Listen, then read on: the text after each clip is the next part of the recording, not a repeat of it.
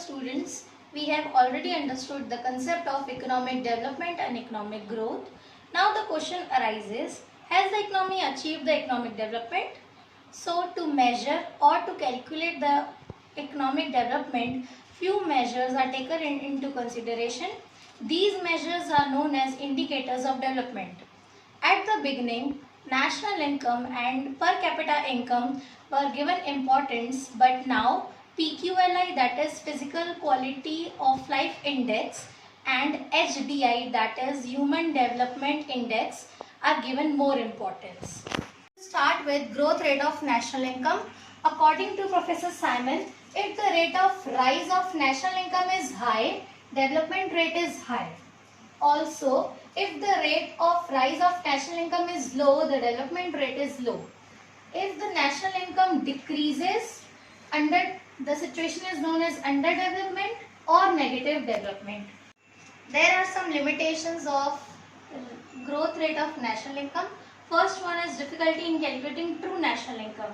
Tax evasion, barter system, illegal income, etc. makes it difficult to calculate true national income. Second, population.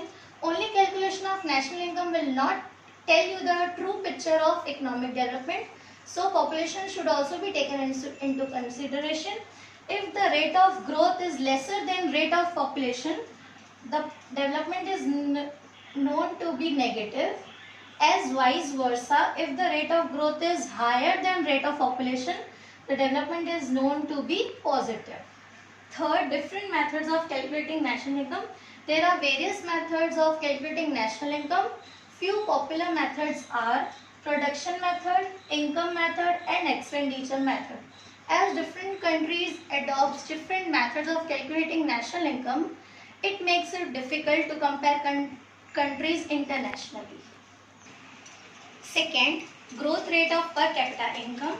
Per capita is calculated as total income upon total population. If we take an example, if total income is rupees 100 and there are 10 persons in a country, the per capita income would be rupees 10. If per capita income rises at faster rate, the development is known to be fast. Vice versa, if per capita income has a slow rate, the development is slow. Also, if per capita income is constant, development is said to be negative.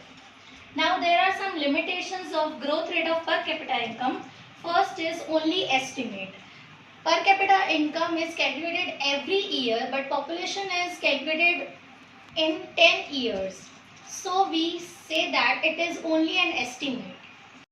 There are some limitations of growth rate of national income.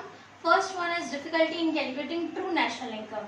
Tax evasion, barter system, illegal income, etc. makes it difficult to calculate true national income.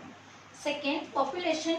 Only calculation of national income will not tell you the true picture of economic development. So population should also be taken into consideration. If the rate of growth is lesser than rate of population, the development is known to be negative.